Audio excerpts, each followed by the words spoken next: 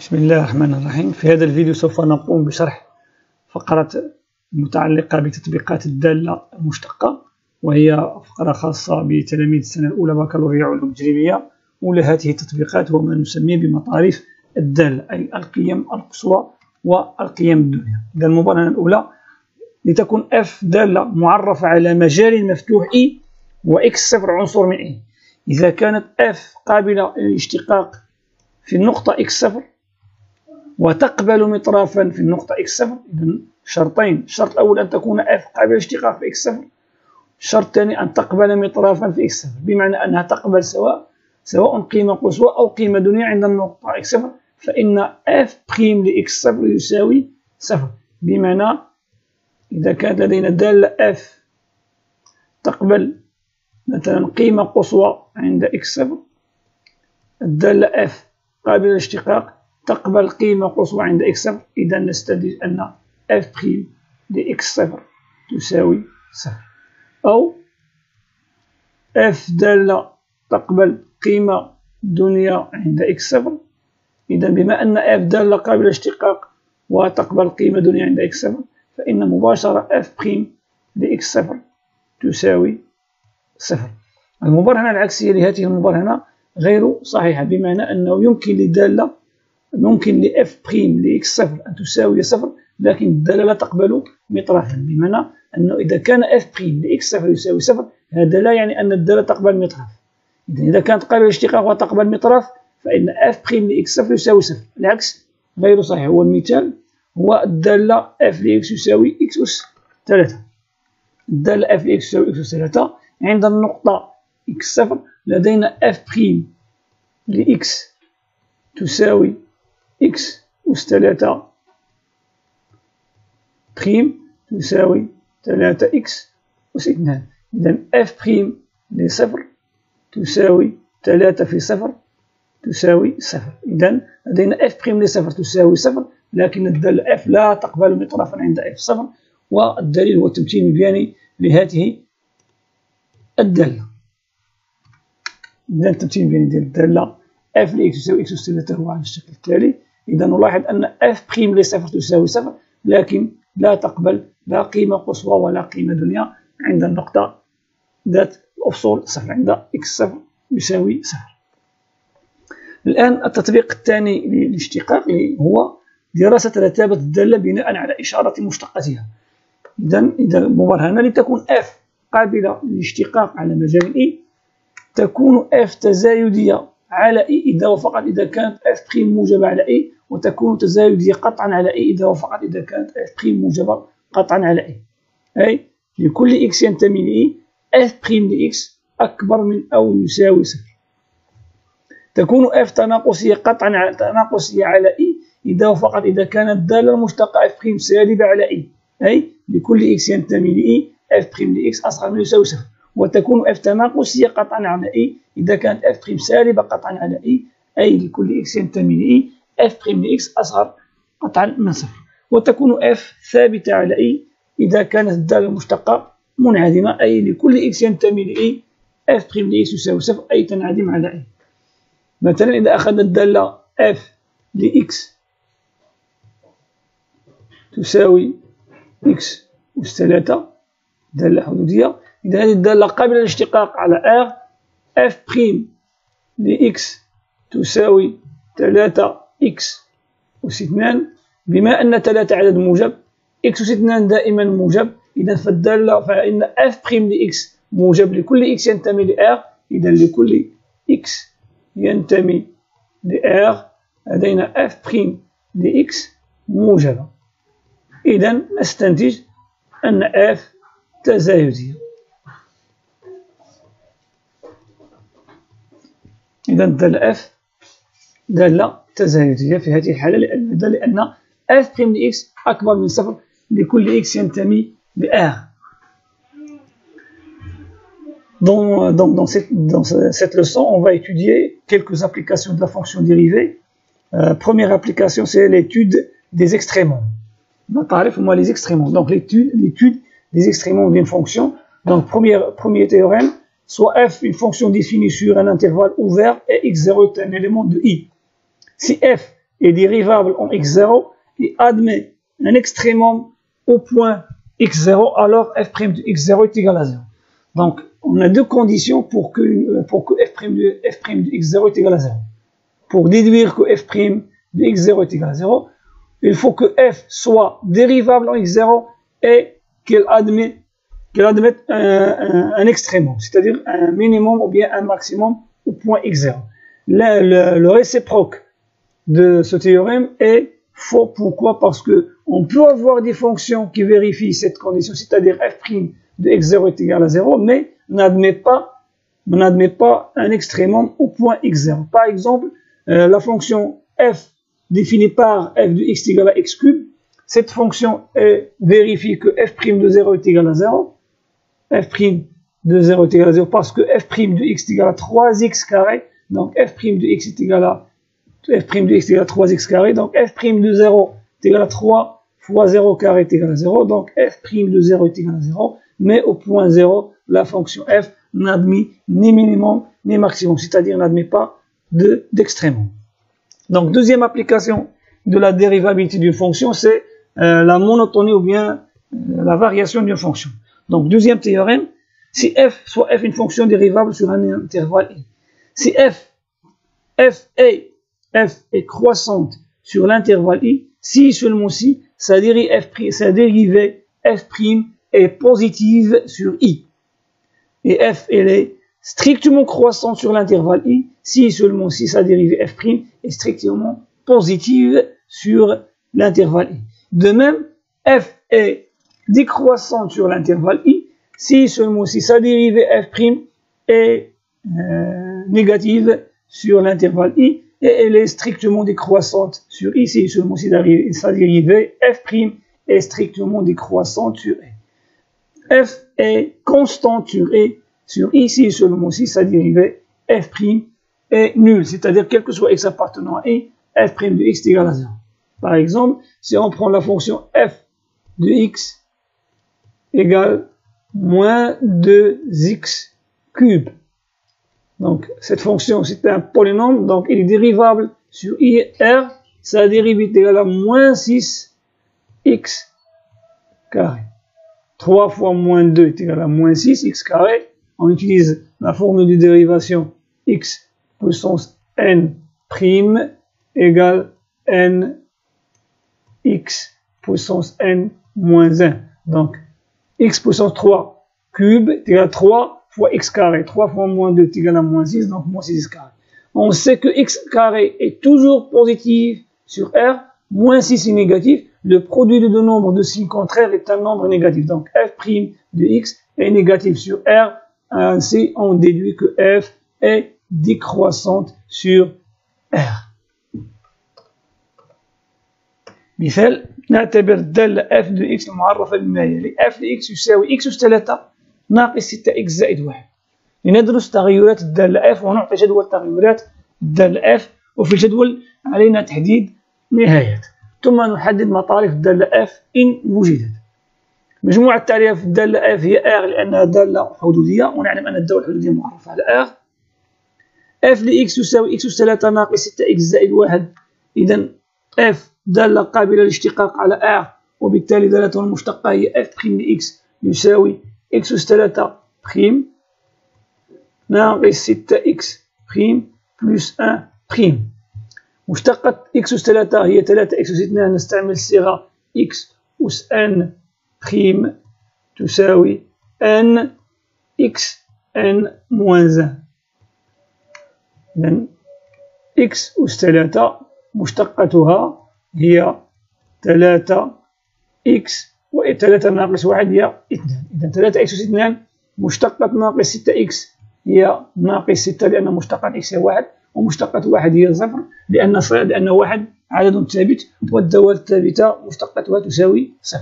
إذا نحصل على 3x أس 2 ناقص 6، نعمل ب3 نجد 3 عامل لx أس 2 ناقص 2. بما أن 3 عدد موجب، إذا إشارة f' لx مرتبطة فقط بإشارة x أس 2 ناقص 2. إذا نحدد إشارة x أس 2 ناقص 2 فنستنتج إشارة f' لx. إشارة f' لإكس هي إشارة x أس 2 ناقص 2 لأن 3 موجب. إذا إشارة x أس 2 ناقص 2 x أس 2 ناقص 2 تساوي 0. تعطينا حلان x1 يساوي جذر 2 والحل الثاني x2 يساوي ناقص جذر 2. إذا في جدول إشارة x أس 2 ناقص 2 إذا لدينا حلين ناقص جذر 2 وجذر 2. إذا هذه المعادلة لها حلان هما ناقص جذر 2 وجذر 2. أو نقول هذه الحدودية لها جذران هما ناقص جذر 2 وجذر 2. إذا تنعدم عند جذر 2 وناقص جذر 2. نعلم أن الحدودية من الدرجة الثانية ندرس إشارتها باستعمال إشارة أ. إذا أ هو واحد. إذا عند إشارة أ على يمين الجذرين وعكس إشارة أ بين الجذرين أو داخل الجذرين. إذا موجبة خارج الجذرين لأن أ يساوي 1 موجب وسالبة داخل الجذرين. إذا نستنتج الآن أن f' إشارتها مرتبطة بإشارة x أس 2 ناقص 2. إذا f' موجبة على المجالين ناقص جذر 2 ناقص لا نهاية ناقص جذر 2 وعلى المجال جذر 2 زائد لا نهاية. إذا هي موجبة على هذين المجالين انطلاقا من الجدول وسالبة على المجال ناقص جذر 2 جذر 2. وبالتالي نستنتج أن f تزايدية على جذر 2 زائد لا نهاية تزايدية على ناقص لا نهاية ناقص جذر 2 وتناقصية على ناقص جذر 2 جذر 2. ومن f تزايدية على كل من جذر 2 زائد لا نهاية ناقص لا نهاية ناقص جذر 2 وتناقصية على المجال ناقص جذر 2 جذر 2. لماذا؟ لأنها موجبة على هذين لأن f' لإكس موجبة على هذين المجالين وسالبة على المجال ناقص جذر 2 جذر 2. إذا جدول تغيرات الدالة f هو كالتالي. إذا x معرفة على r f' لإكس تقبل جذرين ناقص جذر 2 وجذر 2 أي أنها تنعدم في ناقص جذر 2 وجذر 2. وحسب إشارة x أس 2 ناقص 2 فإن f' لإكس موجبة على المجال ناقص لا نهاية ناقص جذر 2 سالبة على المجال ناقص جذر 2 جذر 2 وموجبة على المجال جذر 2 زائد لا نهاية. إذا f تزايدية تناقصية تزايدية. النهاية في ناقص لا نهاية هي نهاية الحد الذي له أكبر أس x أس 3 نهايتها في ناقص لا نهاية هي ناقص لا نهاية ونهايتها في زائد لا نهاية زائد لا نهاية. صورة ناقص جذر 2 بالدالة f هي 10 جذر 2 زائد 1 وصورة جذر 2 بالدالة f هي ناقص 4 جذر 2 زائد 1. Dans cet exemple, on va étudier une fonction polynomiale, c'est la fonction définie par x cube moins 6x plus 1. Donc on va étudier la variation de la fonction f et on va donner le tableau de variation dans lequel on va représenter les limites.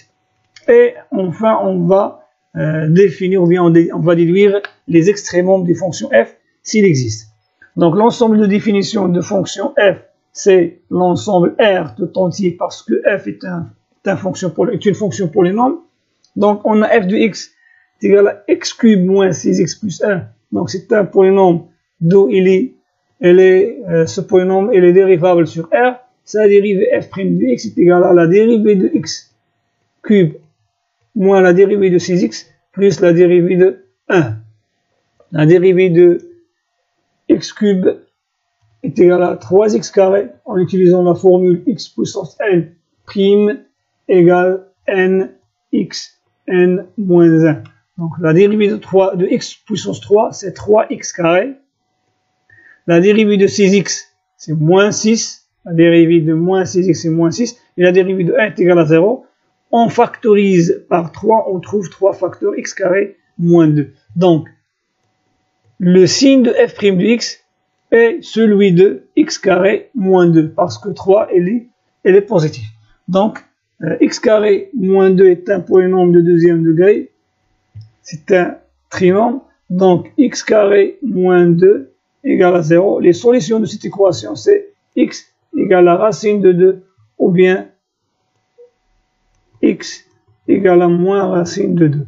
Donc on va représenter les solutions dans le tableau de signes. On trouve moins l'infini, moins racine de 2 plus l'infini, puisque x carré moins 2 s'annule en moins racine de 2 et racine de 2, on met 0 dans ces deux endroits. Donc on a hors les racines, on a le signe de a est égal à 1, donc positif, hors des racines, c'est-à-dire au-delà des deux racines, il est positif, et au-dedans des deux racines, il est négatif. Donc, à partir du signe de x carré moins 2, on déduit le signe de f' de x. Donc, f' il est positif sur moins l'infini moins racine de 2, racine de 2 plus l'infini, et elle est négative sur moins racine de 2, racine de 2. Ainsi, f, puisque f' il est positif, puisque f' est positif, donc f, elle est croissante sur racine de 2 plus l'infini moins l'infini moins racine de 2. Et puisque f' il est négatif sur moins racine de 2, alors f est décroissante sur moins racine de 2, racine de 2, et on déduit le tableau de variation. Donc f, elle est croissante sur l'intervalle moins l'infini moins racine de 2, décroissante sur l'intervalle moins racine de 2, racine de 2, et croissante de nouveau de racine de 2 à plus l'infini. Et l'infini est limite de f de x en moins l'infini, c'est le limite de x cube. Donc c'est moins l'infini, et limite de f de x en plus l'infini, c'est le limite de x cube égal à plus l'infini. Maintenant, étudions les extrémums de cette fonction. On remarque à partir de ce tableau que f admet une valeur maximale en moins racine de 2, une valeur minimale en racine de 2, c'est-à-dire il admet deux extrémums, une valeur maximale en moins racine de 2 et une valeur minimale en moins 4 racine de 2 plus 1.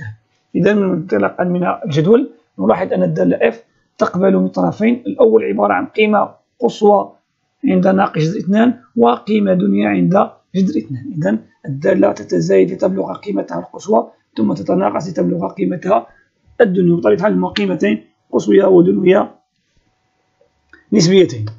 إذا قيمة قصوى عند ناقص جذر 2 ودنيا عند جذر 2. ملاحظة تكون f قابلة للاشتقاق في x. f تقبل مطرافا في x إذا وفقط إذا كانت f' تنعدم في x وتغير إشارتها في مجال مفتوح يحتوي على x. إذا عدنا لجدول التغيرات السابق نجد أن الدالة f' تنعدم عند ناقص جذر 2 وتغير إشارتها بجوار ناقص جذر 2. على يمين ناقص جذر 2 موجبة، على يسار ناقص جذر 2 سالبة، وبالتالي فإنها تقبل مطرف. نفس الشيء نلاحظه بالنسبة لجذر 2. نلاحظ أن الدالة f' سالبة على يسار جذر 2 موجبة على يمين جذر 2 وتنعدم في جذر 2. إذا كانت f' تنعدم عند x0 وتغير إشارتها بجوار x0 على مجال مفتوح يحتوي على x0 فإنها تقبل مطرفا بمعنى قيمة قصوى أو قيمة دنيا. Donc une remarque très importante, si f une fonction dérivable en x0, donc f admet un extrémum en x0 si et seulement si f' s'annule en x0 et change de signe dans un intervalle ouvert qui contient x0. Donc si on revient au tableau de variation de la fonction f dans l'exemple précédent, on remarque que f' s'annule en moins racine de 2 et change son signe au voisinage de moins racine de 2. Donc, puisqu'il s'annule et change de signe au voisinage de x0, dans ce cas, x0 est égal à moins racine de 2 sur 2, alors on déduit que f admet un extrémum. De même, on remarque que la fonction f' s'annule en racine de 2 et elle change de signe au voisinage de racine de 2, donc on déduit que f admet un extrémum. Dans ce cas, c'est une valeur minimale. المعادلة التفاضلية، إذا هنا سوف نستعمل الاشتقاق لحل مع المعادلة التفاضلية، خاصة هذا النوع من المعادلة التفاضلية الذي يكتب على شكل y سكوند زائد أوميغا كاري y يساوي 0. y دالة y سكوند مشتقتها الثانية وأوميغا عدد حقيقي. إذا نحل هذا النوع من المعادلة التفاضلية. إذا تؤدي دراسة بعض الظواهر الفيزيائية والبيولوجية والاقتصادية وغيرها إلى معادلات يكون فيها المجهول عبارة عن دالة وتحتوي على مشتقة أو مشتقات هذه الدالة. هذا النوع من المعادلات يسمى المعادلات التفاضلية. إذا يكون أوميغا عددا حقيقيا غير منعدم. المعادلة y سكوند بلس زائد أوميغا كاري y يساوي 0 تسمى معادلة التفاضلية. هناك عدة أنواع من المعادلات التفاضلية، هذه السنة سوف ندرس فقط هذا النوع من المعادلات. كل دالة f قابلة للاشتقاق مرة على r وتحقق f سكوند لx زائد أوميغا كاري f لx يساوي 0 تسمى حلا للمعادلة التفاضلية. أي دالة f مشتقتها الثانية بمعنى f بريم لx f سكوند لx زائد أوميغا أس 2 f لx يساوي 0 فهي حل لهذه المعادلة التفاضلية. إذا نبحث في حلول المعادلة التفاضلية عن دوال. الحلول عبارة عن دوال. أمثلة، نعتبر المثال التالي y سكوند زائد 4 y يساوي 0. أول شيء أقوم به هو كتابة 4 على شكل a أس 2. أول شيء نكتب إذا y سكوند تساوي 2 أو y زائد 2 أس 2 y يساوي 0 لكي نكتبها على هذا الشكل. كذلك y سكوند زائد غاسين زائد مربع 2 y يساوي 0 و y سكوند زائد 3 على 2 y يساوي 0. الآن كيف نقوم بحل المعادلة؟ ليكن أوميغا عدد حقيقي غير منعدم. الحل العام للمعادلة y سكوند زائد أوميغا كاري y زائد يساوي 0 ومجموعة الدوال y المعرفة كما يلي: تربط x بألفا كوس أوميغا x زائد بيتا سينوس أوميغا x، بحيث ألفا وبيتا عددان ينتميان لآخر. إذن جميع المعادلة التفاضلية من هذا النوع حلها العام يكتب على شكل ألفا كوس أوميغا x زائد بيتا سينوس أوميغا x، بحيث أوميغا هو العدد الممثل في المعادلة التفاضلية. دونك حل المعادلة يرجع إلى تحديد الحل العام لهذه المعادلة. عندما نسمع حل المعادلة التفاضلية يعني إيجاد الحل العام لهذه المعادلة. Donc deuxième, parmi les applications de la dérivabilité des fonctions, on trouve ce qu'on appelle les équations différentielles. Qu'est-ce qu'une équation différentielle? L'équation différentielle, c'est une équation dans laquelle on trouve des fonctions et ses dérivés et on cherche, c'est-à-dire sa solution, c'est une fonction. Donc, quelques phénomènes physiques, biologiques ou économiques mènent à résoudre ce genre d'équation. Donc, on a cette année une équation différentielle qu'on doit savoir résoudre. C'est l'équation qui s'écrit sous forme y seconde plus oméga carré y égale à 0, tel que y c'est une fonction. On cherche une fonction. Les solutions, ce sont des fonctions.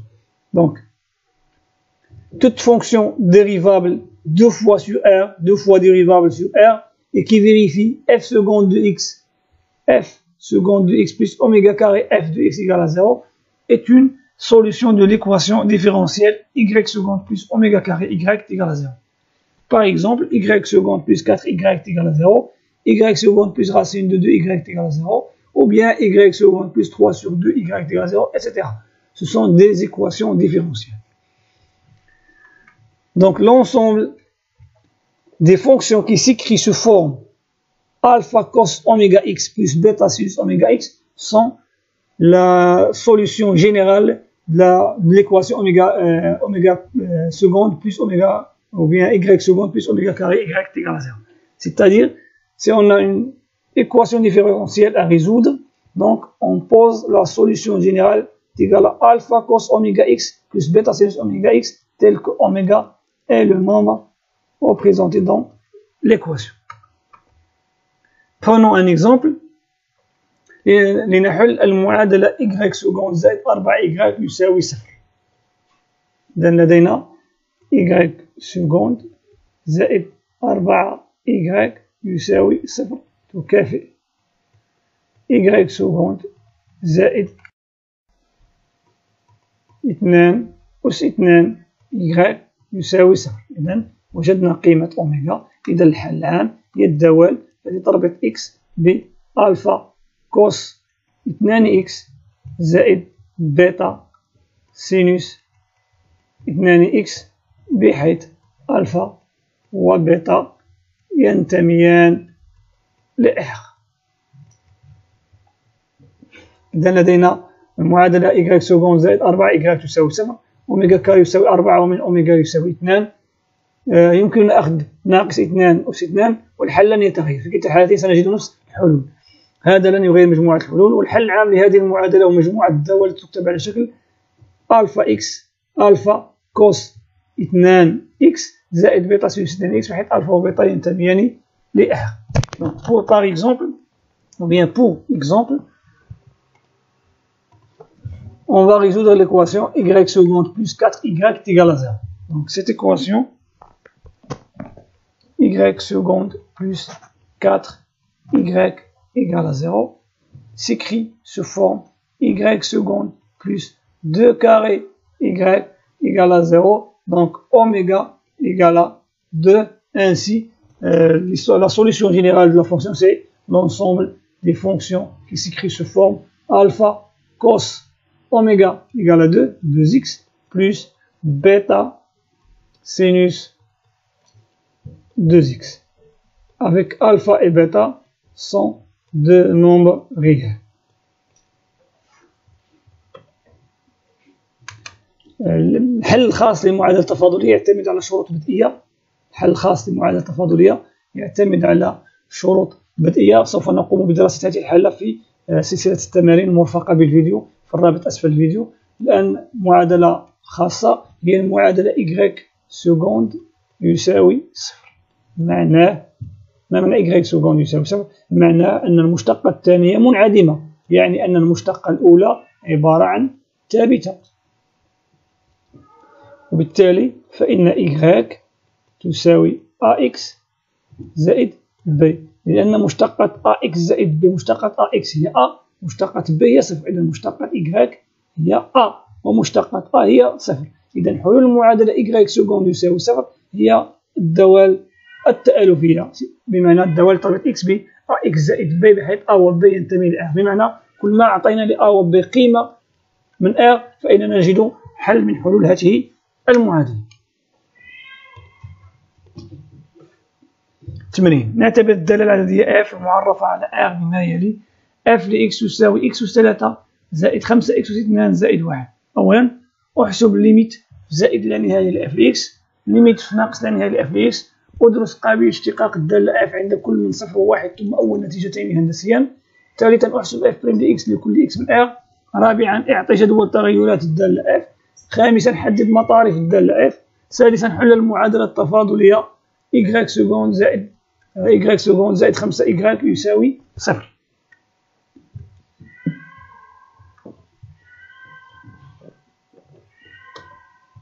السؤال الأول نذكر بالدالة. الدالة هي f لx يساوي x أس 3 زائد 5 أس 2 زائد 1. إذن ليميت عندما يؤول x إلى زائد لا نهاية ل f لx، والليميت عندما يؤول x إلى زائد لا نهاية ل x أس 3 زائد 5 x أس 2 زائد 1. إذن حدودية من الدرجة الثالثة، نهاية عند زائد لا نهاية هي نهاية حد الذي له أكبر أس. إذن هي الليميت في بلس لانفيني ل x أس 3 بلس لانفيني أس 3 هي بلس لانفيني. نفس الشيء ناقص لا نهاية نأخذ نهاية حد الذي له أكبر حد، وناقص لا نهاية أس 3 هي ناقص لا نهاية. السؤال الثاني: لندرس قابلية اشتقاق الدالة f عند 0. إذا الليميت عندما يؤول x إلى 0 f لx ناقص f ل0 على x ناقص x0.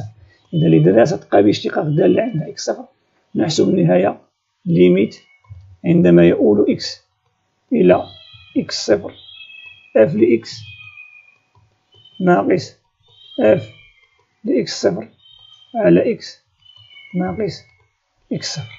في هذه الحالة لدينا x0 هو 0. إذا الليميت عندما يؤول x إلى 0 f لx ناقص f ل0 على x ناقص 0. ليميت عندما يؤول x إلى 0 نعوض f لx ب x أس 3 زائد 5 x أس 2 زائد 1. صورة 0 هي 0 أس 3 0، 5 في 0 0 زائد 1، إذا ناقص صورة 0 هي 1. نبسط بالواحد نجد ليميت عندما يؤول x إلى 0 x أس 3 زائد 5 x أس 2 على x. نعمل ب x عامل ل x أس 2 زائد 5x، نختزل ب x نجد ليميت عندما يؤول x إلى 0 x أس 2 زائد 5x. نعوض ب 0 0 أس 2 زائد 5 في 0 تساوي 0. إذا الدالة f قابلة للاشتقاق عند 0، و f بريم لصفر يساوي صفر. الآن التأويل الهندسي، بما أن f قابلة للاشتقاق عند النقطة صفر، فإن منحنى الدالة f يقبل مماسة عند النقطة ذات الأفصول صفر، معادلته y يساوي f بريم لصفر عامل لx ناقص صفر زائد f لصفر. بعد التعويض نجد y يساوي 1، لأن f بريم لصفر يساوي صفر، إذا صفر عامل لx زائد صفر يساوي صفر، و f لصفر هي 1 قمنا بحسابها سابقا. Donc pour la première question, calculons la limite 1 en plus l'infini moins l'infini de la fonction f de x. On a limite quand x tend vers plus l'infini de f de x, c'est égal limite quand x tend vers plus l'infini de x cube plus 5x carré plus 1. Donc la limite d'une fonction polynôme, c'est la limite du terme qui a le plus grand exposant. Donc c'est limite quand x tend vers plus l'infini de x cube, on trouve plus l'infini. De même, limite en moins l'infini de f de x égale limite moins l'infini de x cube égale à moins l'infini. Pour étudier la dérivabilité de f en un point x0, on calcule la limite quand x tend vers x0 de f de x moins f de x0 sur x moins x0. Dans ce cas, x0 est égal à 0. Donc limite quand x tend vers 0 de f de x moins f de 0 sur x moins 0 égale, on va remplacer f de x par son expression. On trouve limite quand x tend vers 0 de x cube plus 5x carré plus 1. L'image de 0 c'est 1, 0 cube 0, 5 fois 0, 0, donc il reste 1. Donc on simplifie par 1 et moins 1, on trouve limite quand x tend vers 0, x cube plus 5x carré sur x. On factorise par x et on simplifie, on trouve limite quand x tend vers 0 de x carré plus 5x. Et on remplace x par 0, on trouve 0. Donc f est dérivable en 0 et f' de 0 est égal à 0. L'interprétation géométrique, bien analytique, la courbe représentative de la fonction f admet une tangente au point d'abscisse 0 d'équation y égale à f' de 0 facteur x moins 0 plus f0, puisque f' de 0 est égal à 0, donc ce terme est égal à 0, et f de 0 est égal à 1. الآن لندرس قابل اشتقاق الدالة f عند 1. لدينا ليميت عندما يؤول x إلى 1 لf لx ناقص f لواحد على x ناقص 1 تساوي ليميت عندما يؤول x إلى 1 نعوض f لx بتعبيرها x أس 3 زائد 5 x 2 زائد 1. صورة 1 هي 1 أس 3 1، 5 في 1 5 هي 6 زائد 1 هي 7 تساوي ليميت عندما يؤول x إلى 1 x أس 3 زائد 5 x أس 2 ناقص 6 على x ناقص 1. عند التعويض نجد شكل غير محدد 0 على 0. للتخلص من الشكل غير المحدد 0 على 0 يجب أن نعمل بx ناقص 1 وننجز القسمة الأقليدية لx أس 3 زائد 5 x أس 2 ناقص 6 على x ناقص 1 x أس 3 زائد 5 x أس 2 زائد 0 x. يجب تمثيل جميع الحدود ناقص 6 على x ناقص 1. إذن x أس 3 مقسومة على x تساوي x أس 2، x أس 2 في x تساوي x أس 3، x أس 2 في ناقص 1 تساوي ناقص x أس 2. نغير إشارة 0، 5x زائد x تساوي 6x. ننزل 0x، إذن 6x مقسومة على x 6x أس 2 عفوا 6x أس 2 مقسومة على x تساوي 6x، 6x في x تساوي 6x أس 2 ناقص 6x في ناقص 1 تساوي زائد 6x.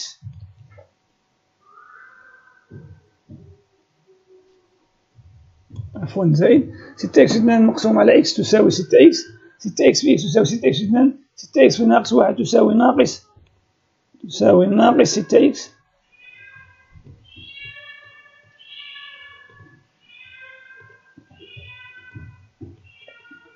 إذن نغير الإشارة نجد 0 زائد 6x ننزل ناقص 6، 6x مقسوم على x تساوي 6، 6 في x تساوي 6x، 6 في ناقص 1 تساوي ناقص 6، نغير الإشارة نجد 0. إذن تساوي x ناقص 1 عامل x أس 2 زائد 6x زائد 6. إذن x ناقص 1 عامل x أس 2 زائد 6x زائد 6. نختزل x ناقص 1 نجد إكس أس 2 زائد 6 إكس زائد 6 نعوض 1 زائد 6 زائد 6 تساوي 13 وبالتالي الدالة اف قابلة للاشتقاق عند 1 وإف بريم لواحد تساوي 13. التأويل الهندسي منحنى الدالة اف يقبل مماسا عند النقطة ذات الأفصول 1 معادلته y تساوي اف بريم لواحد عامل لإكس ناقص 1 زائد اف لواحد. اف بريم لواحد هي 13 عامل لإكس ناقص 1 وإف لواحد هي 7 هي 13 إكس ناقص 13 زائد 7 هي ناقص 6. إذن هي 13 إكس ناقص y يساوي 13 إكس ناقص 6. إذن étudions la dérivabilité de la fonction f en 1. Donc limite quand x tend vers 1 de f de x moins f de 1 sur x moins 1, on remplace f par son expression et 1 f de 1 par sa valeur. On trouve x cube plus 5x carré plus 1 moins 7 sur x moins 1. Donc plus 1 moins 7 égale à moins 6. Donc on doit factoriser cette expression x moins 1 fois 1 pour le nombre de deuxième degré. Donc pour le faire, on va effectuer la division euclidienne de x cube plus 5x carré moins 6 par x moins 1. On trouve x moins 1 facteur x carré plus 6x plus 6 sur x moins 1. On simplifie par x moins 1, on trouve x carré plus 6x plus x. On remplace x par 1, on trouve 13. Donc f' dérivable en 1 et f' de 1 égale 13. L'interprétation géométrique. La courbe représentative de f admet une tangente en 1 au point d'abscisse 1 d'équation y égale à f' de 1 facteur x moins 1 plus de f de 1. Si on calcule les valeurs ici, on remplace, on trouve y égale à 13x moins 6. Troisième question, calculer f' de x. لنحسب f' de x. بما أن f دالة حدودية فإنها قابلة للاشتقاق على r. Puisque f est une fonction polynomiale, donc elle est dérivable sur r. soit x appartenant à r ليكن x ينتمي ل r. لدينا f' de x تساوي x أس 3 زائد 5 x أس 2 زائد 1 بريم. إذا مشتقة x أس 3 هي 3 x أس 2. مشتقة 5 x أس 2 هي 2 في 15 x. مشتقة 1 هي 0. نعمل ب x نجد x عامل ل 3 x زائد 10. إذا لكل x ينتمي ل r f' de x تساوي x عامل ل 3 x زائد 10. رابعا ندرس تغيرات أو نعطي جدول تغيرات الدالة f. لدينا f' de x تساوي x عامل ل 3 x زائد 10. إذا ندرس إشارة الدالة المشتقة باستعمال جدول الإشارة. إذا x سالب x تنعدم في صفر. إذا سالب على يسار صفر موجب على اليمين. x تنعدم في صفر. إذا موجب سالب 3x زائد 10 تنعدم في ناقص 10 على 3. إشارة A على اليمين عكس إشارة A على اليسار. إشارة A على اليمين ديال صفر وعكس إشارة A على اليسار. إذا سالب في سالب موجب، سالب في موجب سالب، وموجب في موجب موجب. إذا إشارة x عامل 3x زائد 10 ممثلة في هذا الجدول، وهي نفسها إشارة f' de x. إذا f' de x موجبة على المجالين ناقص لا نهاية ناقص 10 على 3 صفر زائد لا نهاية، وسالب على المجال ناقص 10 على 3 صفر. إذا جدول تغيير الدالة f. إذا لدينا f' de x، هذه f' de x موجبة سالبة موجبة. إذا f تزايدية تناقصية تزايدية.